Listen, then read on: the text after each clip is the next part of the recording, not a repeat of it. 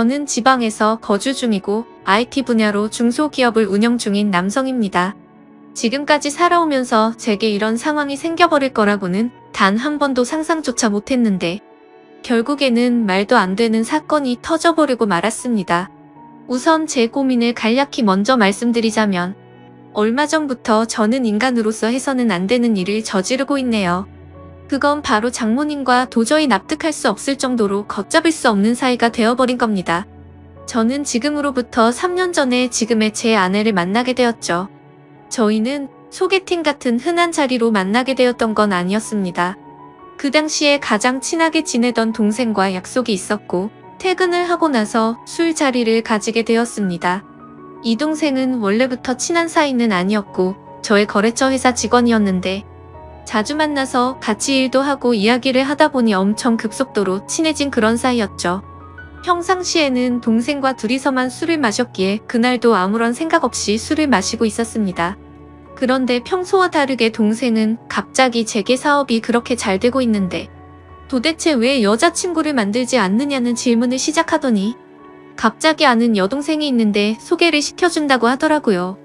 사실 그때는 정말 운이 좋게도 제가 남들에 비해서 사업이 잘 되고 있어서 또래 친구들과 비교하면 말도 안 되는 돈을 벌고 있었습니다. 그래서 잠자는 시간을 제외하고는 항상 회사에서 일만 하는 일벌레처럼 지내고 있었죠. 그렇게 몇 년을 똑같은 생활을 반복하다 보니 점점 외로워지던 차에 잘 됐구나 싶더라고요. 그래서 어떤 여자인지 물어보았고 동생은 소개시켜줄 여자의 사진도 보여주더군요. 사진을 보는데 아이돌 걸그룹 같은 풋풋하고 상큼한 예쁜 미모에 놀랬습니다.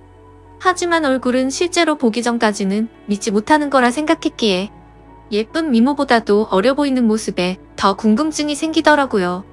그래서 동생에게 물어보았죠. 도대체 이 여자의 나이가 몇 살인데 이렇게 어려 보이냐고 물어봤더니 자신보다 3살이 어린데 저보다는 9살이 어리다고 대답하더라고요. 그때는 저도 외로운 마음도 많이 들었고 결혼을 생각할 나이였기에 가능하면 어린 여자친구를 만나서 결혼하고 싶은 생각을 하고 있었기에 너무 마음에 들었습니다. 그래서 다른 경제적인 조건이나 성격 이런 건 뒷전이었고 그저 나이와 예쁜 미모에 빠지고 말았죠. 동생에게는 평생 이 은혜 갚을 테니 반드시 소개를 시켜달라고 말을 했고 그 자리에서 곧바로 그녀에게 연락을 해서 약속을 잡아주더군요. 결국 며칠이 지나고 화창한 날에 그녀를 만나기 위해서 설레는 마음으로 약속 장소로 나갔습니다. 약속 시간보다 한참을 먼저 도착한 저는 카페에서 기다리고 있는 상태였고 약속 시간이 다 되어갈 때쯤 카페 문이 열리는 소리에 그쪽을 쳐다보았죠. 예상대로 기다리고 기다리던 소개녀가 도착을 했고 그녀를 보는 순간 저는 첫눈에 사랑에 빠져버리고 말았던 것 같습니다.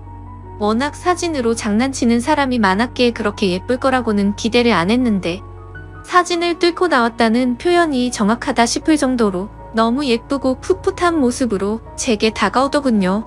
동생의 이름을 언급하면서 제가 맞는지를 물어보았고 저는 멍하니 있다가 깜짝 놀라서 얼른 앉으라고 손짓을 했죠. 그렇게 소개를 받는 그날 그녀와 저는 기본적인 소개를 주고받는데 너무 좋았습니다. 하지만 문득 어떻게 이렇게 예쁘고 어린 여자가 나 같은 사람을 만나는 걸까 싶더라고요.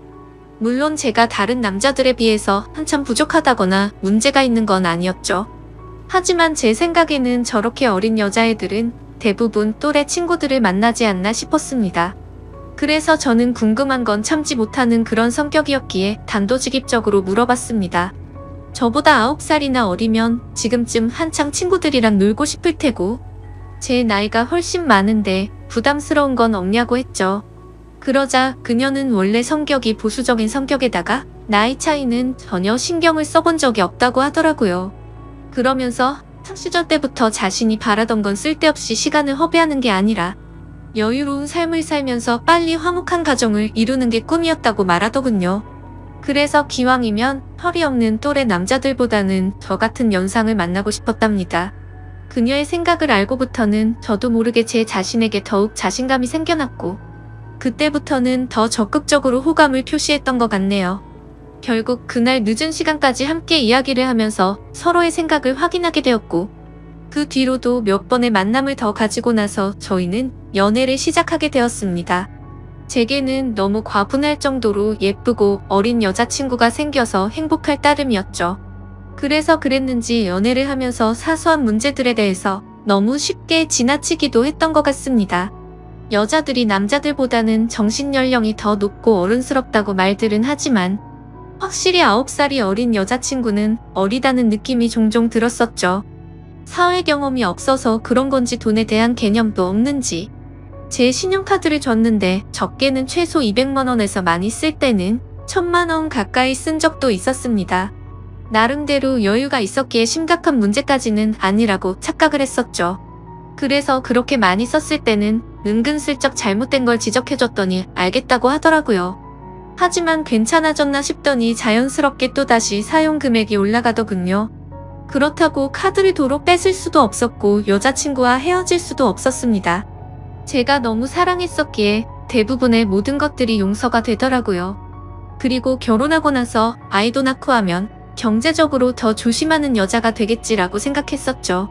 또 문제가 됐던 건 밤낮 가릴 거 없이 하루 종일 울려대는 카톡 메시지였죠.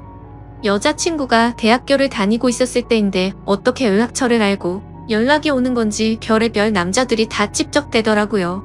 물론 여자친구가 인기가 많은 건 남자친구로서 으슥할 수 있는 건 맞았지만 이것도 한두 번이지 연애하는 동안 매일같이 겪으니 스트레스가 너무 많이 쌓이더군요.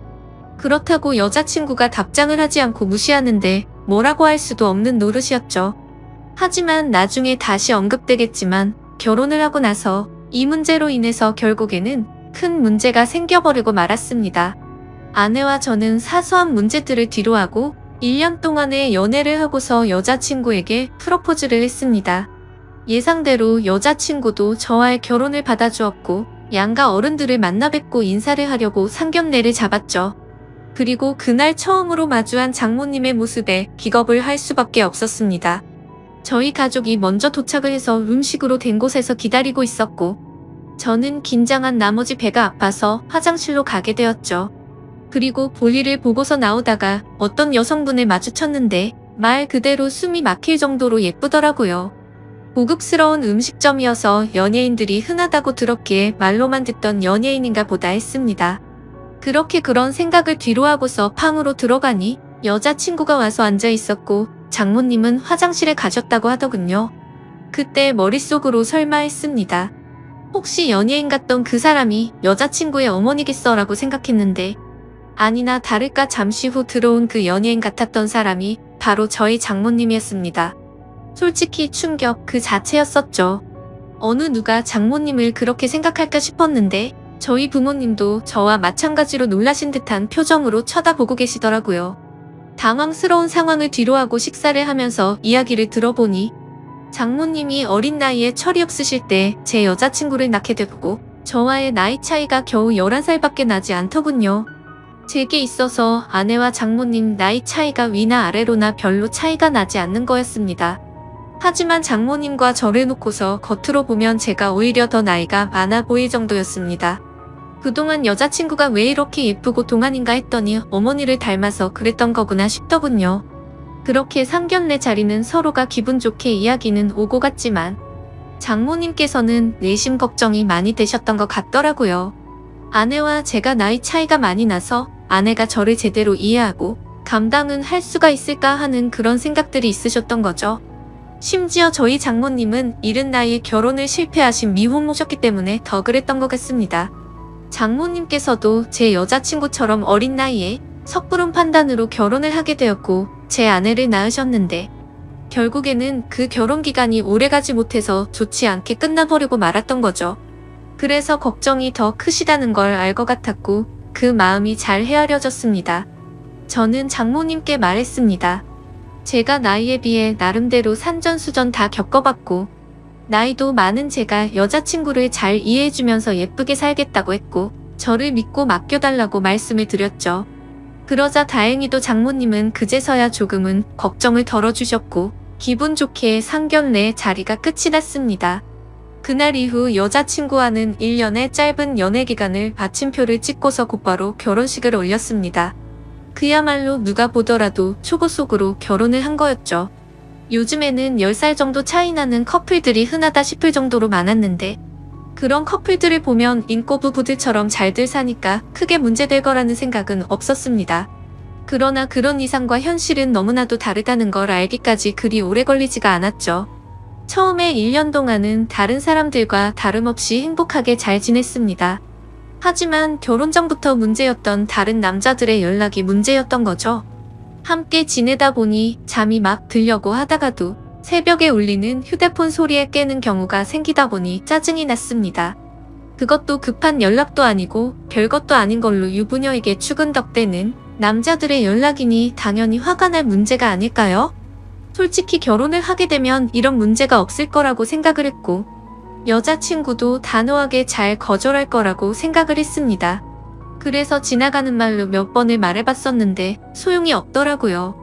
휴대폰 연락처를 바꾸라고 하면 어릴 때부터 쓰던 번호라서 그럴 수가 없다고 했고 개인적으로 하는 소셜 계정이라도 없애면 덜하지 않겠냐고 하니까 그러기가 싫다더군요.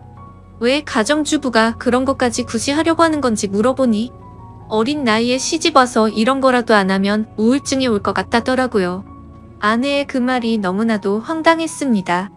결혼 전에는 또래 친구들이랑 놀기 싫고 빨리 결혼해서 화목한 가정을 이루고 싶다더니 말이죠. 심지어 정말 다른 사람들과 비교했을 때 부족할 거 전혀 없게 다 해줬다고 생각했는데 너무 큰 배신감이 들었습니다. 저는 아무리 많이 벌어도 한 달에 300만 원을 쓸까 말까인데 아내는 한 달에 평균 700만 원은 넘게 쓰면서도 우울할 수가 있는 거구나 싶더군요. 그래서 그냥 사소한 다툼으로 문제를 키우기 싫어서 그냥 넘어가려고 마음을 먹었습니다. 그나마 바람이라도 피지 않는 게 어디겠냐? 라며 생각을 하고 참았었는데 제가 너무 멍청했던 거죠. 그날 이후로 평소와 다름없이 지내던 중 회사 미팅으로 인해서 백화점을 갔던 날 결국 사건이 터지고 말았습니다. 그 백화점은 평상시에 아내가 자주 가던 곳이었기에 혹시라도 아내가 오늘도 그곳에 왔으면 같이 밥이라도 먹으려고 어디냐고 연락을 했더니 집이라고 하더라고요. 그래서 알겠다고 대답을 하고 나서 백화점 직원과 회의를 시작했고 1시간 정도 뒤쯤 회사로 가려고 하는데 익숙한 모습이 보이더군요. 혹시나 하는 마음에 자세히 보니 제 아내가 맞았습니다. 그것도 옆에는 누가 봐도 잘생기고 키가 큰 훈훈한 젊은 남자와 말이죠. 순식간에 피가 거꾸로 솟는 기분에 당장 뛰어가서 난리를 치고 싶었지만 옆에는 미팅을 같이 한 백화점 직원과 제 회사 직원이 있었기에 그럴 수가 없었습니다. 저는 두 사람에게 급한 일이 생겼다고 말하고는 자리를 피해서 조용히 아내를 뒤따라갔죠. 일단 제가 오해를 하는 걸 수도 있고 나중에 혹시라도 모른다는 마음에 증거를 확보하려고 사진을 찍었습니다. 제발 제가 착각하는 거라고 믿고 싶었지만 그런 바람은 이루어지지가 않더군요. 잠깐 동안 따라다녔지만 마치 연인처럼 팔짱을 끼는가 하며 남자 신발부터 시작해서 화장품이며 옷을 사서는 죄다 그 남자에게 선물을 하고 있더라고요. 그것도 제가 열심히 일해서 번 돈으로 말이죠. 그동안 제 것을 종종 사왔기에 카드 내역을 보면서도 단 한 번도 의심을 해본 적이 없었습니다. 그렇게 아내와 그 남자는 백화점 쇼핑을 마치더니 겁을 상실해버린 건지 너무나도 자연스럽게 팔짱을 낀 채로 엘리베이터로 향하더군요. 솔직히 그때 많은 고민을 했습니다. 분노가 머리끝까지 치밀어 올라서 당장 달려가서 난리를 칠까도 생각했지만 이혼을 해야겠다라는 생각이 들었기에 억지로 참으면서 따라갔습니다. 다행인지 아닌 건지는 참 모르겠지만 그 둘은 다른 연인들처럼 데이트를 하는 것 같더니 밥을 먹고서 각자 헤어지더군요. 아내가 집으로 들어가는 걸 확인하고 나서 차에 앉아서 한참 동안을 고민했습니다. 증거가 충분하지 않은 마당에 지금 모든 걸 밝혀버릴지 아니면 무조건 이혼한다는 생각으로 확실한 증거를 수집할지 말이죠. 그런데 그런 증거를 수집하는 걸 상상만 해도 정신이 나갈 것 같더라고요. 결국 도저히 이대로는 참을 수가 없어서 곧바로 집으로 들어가서 아내를 불렀습니다.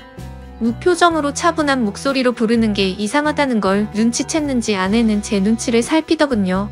그래서 저는 지금부터 내가 하는 이야기에 거짓말을 조금이라도 한다면 우리 사이는 끝이라고 못을 박았습니다.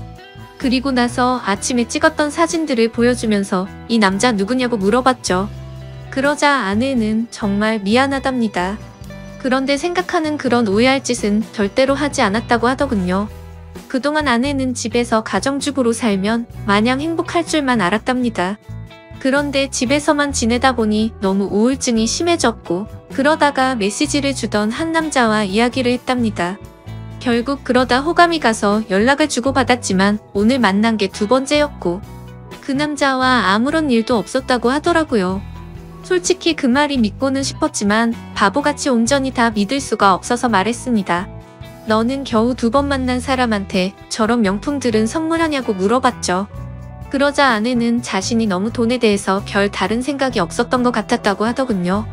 그냥 아무런 생각도 없이 선물을 해준 건데 지금 생각해보니 제정신이 아니었던 것 같답니다. 저는 그래서 단호하게 무표정으로 대답을 했죠. 이미 우리는 신뢰가 깨져서 예전처럼 믿고 지낼 수가 없을 것 같다고 말했고 이혼하자고 했습니다. 그제서야 아내는 상황의 심각성을 깨달았는지 울면서 말했죠. 거짓말 없이 전부 솔직하게 말했는데 왜 그러는 거냐며. 두 번 다시는 이런 일 없을 테니까 한 번만 용서해달라고 했고 제 바람대로 개인 소셜 계정도 지울 거고 연락처도 다 바꿔버린다고 하더군요.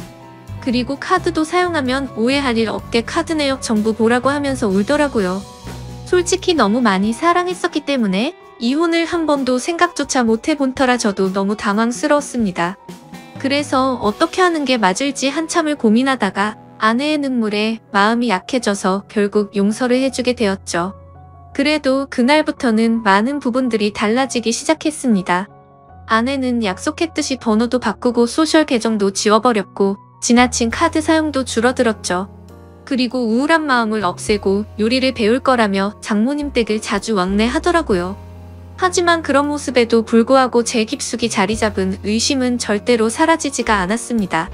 아내의 말대로 장모님 댁을 가는 게 맞는지 몰래 따라가 본 것도 수차례였으니 말이죠. 아무튼 그렇게 겉으로는 아무렇지 않은 척 생활을 하던 중 아내는 임신을 하게 되었습니다. 그 소식을 듣고부터는 아내에 대한 의심도 많이 줄어들었던 것 같고 예전처럼 아낌없이 잘 대해줬죠.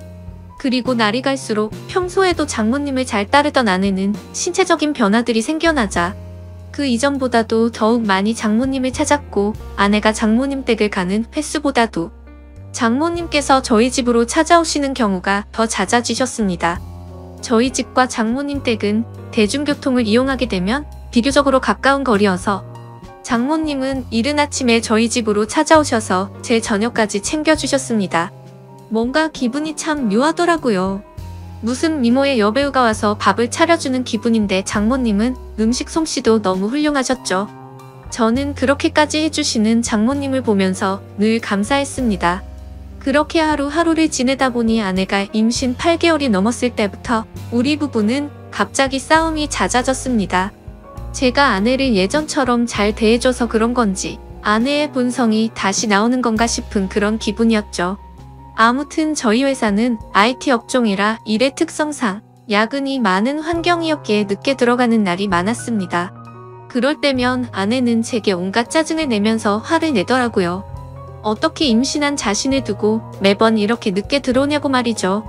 심지어 혹시 자신을 이렇게 만들어 놓고 다른 데 가서 딴 여자랑 놀아나는 거 아니냐고 하더라고요. 아내는 그새 본인이 했던 일을 까맣게 잊어버린 건가 싶더군요. 적반하장도 유분수지 누가 누구를 심해야 하는 건지 참 황당하고 어이가 없었습니다. 솔직히 그때까지만 해도 정말 하늘에 맹세코 절대로 한눈을 판 적이 없었거든요. 그리고 사장이라는 자리에 있기 때문에 가끔은 사기 진작을 위해서라도 직원들과 회식을 해야 하는데도 불구하고 사회생활을 안 해본 티를 내는 건지 아내는 그런 상황들을 절대로 이해해주지 않더라고요. 그냥 회사 일부터 시작해서 집안일까지 일부러 시비를 거는 거 아닌가 하는 생각까지 들었습니다. 아이를 갖기 전까지만 해도 제가 사장이니까 직원들에게 이렇게 해줘야 한다 저렇게 해줘야 한다 라며 제게 많이 내조를 해줬었던 아내인데 갑자기 이렇게 달라지고 이제는 직원들 챙길 시간이 어디 있냐며 되려 성질부터 내는 겁니다. 그런 모습들로 인해 저도 마음이 많이 지쳤고 제 나름대로 힘들어서 술로 스트레스를 풀어가면서 지내왔습니다. 그리고 그렇게 힘들어하는 모습들을 장모님이 가장 가까이에서 지켜보고 계셨었죠. 그러던 어느 날 제가 퇴근하고 집으로 돌아오자 장모님께서는 피곤하지 않으면 집까지 데려다 줄 수 없겠냐고 하시면서 조심스레 말씀을 건네시는 겁니다. 동시에 제 아내에게 박서방을 데리고 가서 집에 무거운 물건들 위치를 좀 바꾼다며 저녁 먹이고서 집으로 돌려보내겠다고 하시더군요. 아내는 알겠다면서 집에 올 때 아이스크림을 사오라고 해서 저는 아내에게 알겠다고 대답을 하고서 집 밖으로 나섰습니다. 그렇게 장모님 댁으로 가는 도중에 이런저런 다양한 이야기들을 많이 했습니다. 장모님께서는 제가 많이 힘들 것 같다면서 저를 위로해 주셨고 지금은 힘들더라도 나중에는 상황이 나아질 거라고 말을 해주시더라고요. 저는 저를 위로해 주시는 장모님에게 고마운 마음이 들었고 평상시에도 장모님께서 미혼모였다는 사실을 알게 된 후부터 아내를 곱고 바르게 잘 키우셨다는 생각에 존경스러웠습니다. 그래서 아무 생각 없이 그런 모습이 존경스럽다고 말씀을 드렸는데 당황스럽게도 장모님께서는 갑자기 왈칵 눈물을 흘리시더라고요. 그러시면서 왜 미혼모가 되었는지에 대한 이야기들을 해주시고 왜 혼자서 딸을 키워왔는지 그런 많은 이야기들을 해주시더라고요. 저는 그런 장모님을 보면서 어린 나이 때부터 마음고생이 심하셨겠구나 생각도 들었고 장모님이 이제는 제게 마음을 많이 열어주셨구나 라는 생각을 하였습니다. 그리고 그런 이야기를 듣고 있자니 저도 덩달아 마음이 아팠고 아직도 여자같이 여린 장모님을 보면서 묘한 감정이 생겨나더라고요. 그렇게 그날은 장모님 댁으로 가서 식탁과 TV 선반대를 옮겨드렸고 비빔국수를 얻어먹고서 집으로 돌아왔습니다. 하지만 그날 이후로 장모님과 저와의 사이에서 문제가 생겨났습니다. 점심에 매일 밖에서 음식을 사서 챙겨 먹는 걸 말씀드렸는데 그런 저를 안쓰럽게 생각해 주셨는지 장모님은 매일같이 도시락을 직접 싸서 제게 가져다 주셨습니다. 장모님은 딸애 보려고 집에 가는 길에 들려서 주는 거라고 말씀하셨지만 제가 운영하는 회사는 저희 집과는 버스로 3정거장 더 멀리 떨어져 있었습니다. 그래서 처음에는 장모님의 수고스러움에 부담스러운 마음도 있었지만 어느 순간부터는 장모님과 점점 더 가까워졌고 그런 일상들이 당연하게 여겨지더군요. 그러다 보니 오늘은 무슨 반찬을 갖다 주실까라는 생각도 하고 저도 모르게 장모님을 기다리고 있더라고요. 그리고 그런 나날들을 보내다 보니 경비실에 계신 분들과 청소하는 분들이 사모님이 이렇게 정성스럽게 도시락을 매일 갖다 주시냐며 사모님이 연예인처럼 미인이시다라고 하시더군요. 아마도 주변 분들이 볼 때는 당연히 부부 사이라고 봤을 것 같습니다. 장모님의 외모는 너무 동안에다가 저와 나이 차이도 많지 않았고 미모도 연예인처럼 훌륭하셨으니깐요. 심지어 어떤 장모님이 이렇게 매일같이 도시락을 싸서 직접 갖다 줄 거라고 상상이나 할까요? 저는 아내와 연애할 때부터 결혼해서까지 이렇게 따뜻한 배려를 받는 건 처음이었고 정말 아내와 장모님의 행동이 비교가 되면서 뭔가 모를 마음이 들더라고요. 아무튼 그렇게 시간은 흘러갔고 저와 아내 사이에서 아이가 태어났습니다. 하지만 믿음이 깨지지 않을 거라고 수천 번을 생각했지만 그때부터 또다시 의심이 커져갔죠. 누가 보더라도 아이의 생김새가 아내도 닮지 않았고 저와도 너무나도 달랐기 때문입니다. 물론 조금 더 커봐야 알 수 있다고는 하지만 의심보다는 확실한 게 좋다고 생각을 했고 저는 조용히 유전자 검사를 의뢰하게 되었죠. 그렇게 아내는 아무것도 모른 채 아이를 낳고 산후조리원에 있었고 그동안 저는 혼자서 집에 있어야 했습니다. 아내의 몸이 약한 편이라 남들보다 더 길게 해서 3주 동안 그곳에서 지내기로 했고 그러면 그 오랫동안 제가 밥도 제대로 못 챙겨 먹겠고 살림도 제대로 안 되겠다며 장모님과 아내가 말하더군요. 그렇게 여차저차 아내가 퇴원하고 집으로 돌아올 때까지 당분간은 장모님께서 저희 집에서 생활을 하시기로 했습니다. 유전자 검사 결과가 나오기까지 비밀로 하기 위해서 평상시와 다름없이 행동했습니다. 첫째 날에는 산후조리원에서 밤 늦게까지 있다가 집으로 돌아와서 별다른 일이 벌어지지 않았는데 둘째 날에는 결국 일어나서는 안 될 일이 벌어지고야 말았습니다. 그날은 첫째 날보다 일찍 집으로 들어갔는데 장모님이 민소매에 굉장히 짧은 반바지에 편한 차림으로 청소를 하고 계시는 겁니다. 그 모습을 보는 순간 저는 정말 깜짝 놀라버렸습니다. 사실 말이 장모님이지 40대 초중반의 장모님은 밖에서 보면 어느 남자들이나 뒤돌아볼 만큼 미모가 훌륭했고 관리를 잘하셔서 20대 못지않은 몸매셨죠. 장모님이 아니라 다른 여자였다면 이렇게 놀라지도 않고 아마도 계속 몰래 쳐다보았을 정도입니다. 하지만 장모님의 그런 광경을 보기에는 너무 부담스러웠고 그렇다고 또 장모님을 보고 옷 좀 단정하게 입어주시면 안 되겠습니까? 라고 하기에는 너무 버릇이 없던 거였죠.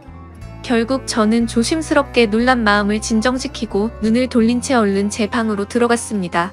그렇게 장모님은 집 여기저기를 한참 청소를 하시더니 저녁 식사를 차릴 테니 얼른